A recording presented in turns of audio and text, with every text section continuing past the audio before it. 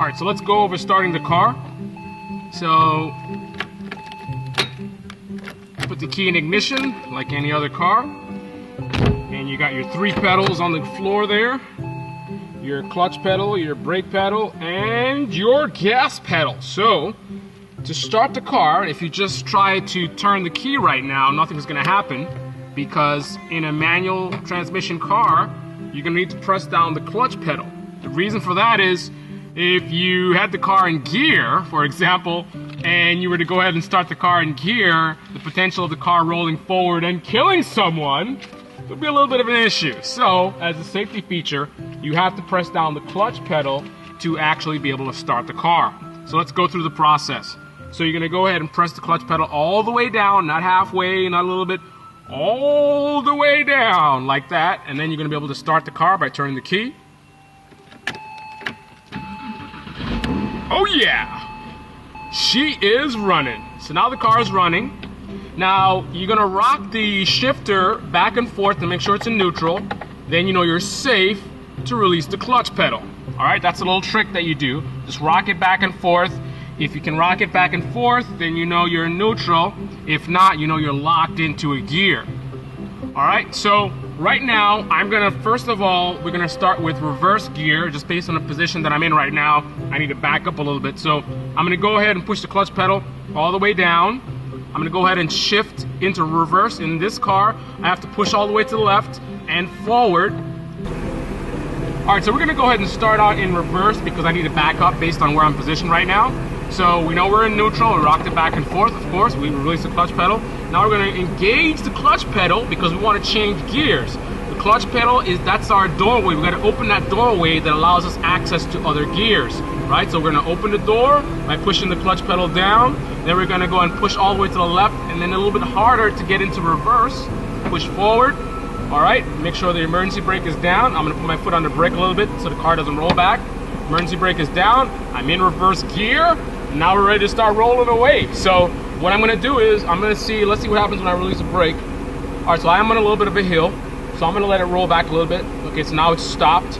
So now what I wanna do is, I wanna go ahead and get to the friction zone. That's the first thing you've gotta learn here. The friction zone is where you start to engage the clutch, basically. So basically you're trying to, with the clutch pedal, what I'm doing is, let me put it back in neutral.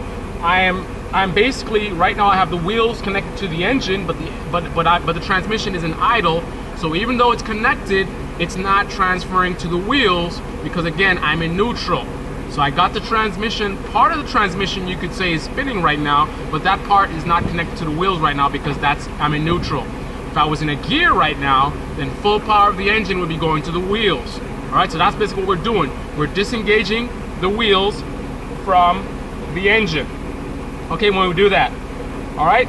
So first thing is friction zone. As you release the clutch pedal, you are slowly engaging the engine with the wheels, right?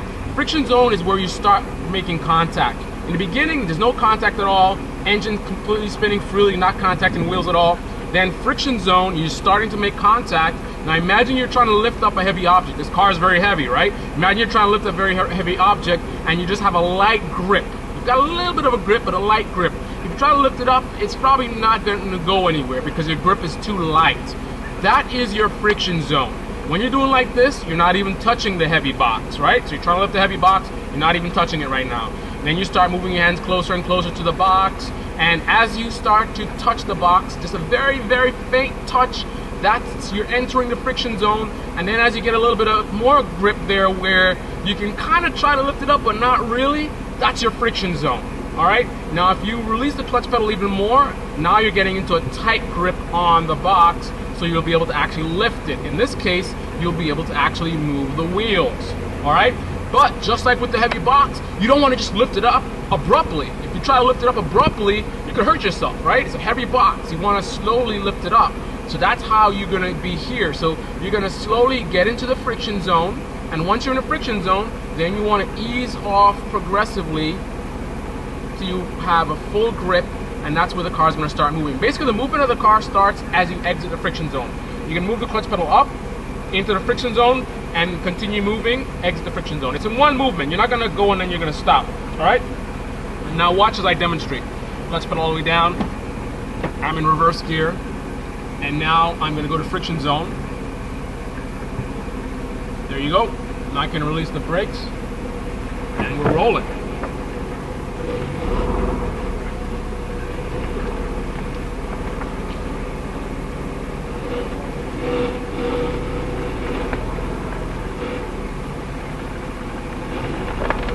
Alright, one thing I want you to notice is that I didn't use any gas at all. You don't need any gas. It's something a lot of new riders, I want to say riders, because I have a how to ride a motorcycle video on my channel. Take a look at it if you're into motorcycles. I'm going to slowly release it until I get to the friction zone. The engine starts to engage the wheels. But we're talking about cars, so drivers. A lot of new drivers, they apply way too much gas because they're afraid of stalling the car. That's not how you avoid stalling the car. The way you avoid stalling the car is really using the clutch.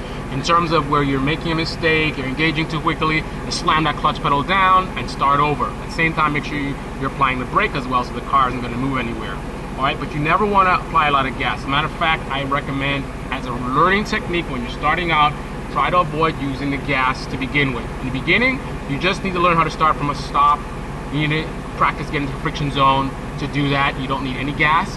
And if you can do that without any gas, that technique, mastering that technique, means you have what it takes to drive a stick shift, to move on to the next level, shifting gears and things like that. Alright, so that's how you want to start out. So now let's move forward this time. So clutch pedal all the way down. The gears, I can push the clutch pedal down. First gear, second gear, third gear, fourth gear, fifth gear, sixth gear. To go in reverse, you push down here, and that engages reverse gear.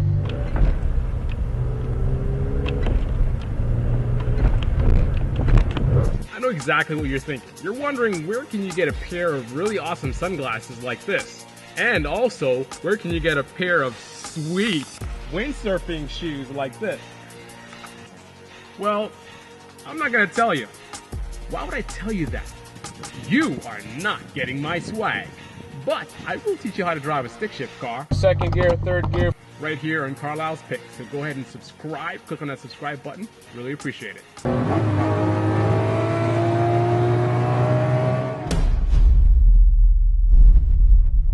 Carlyle's Picks.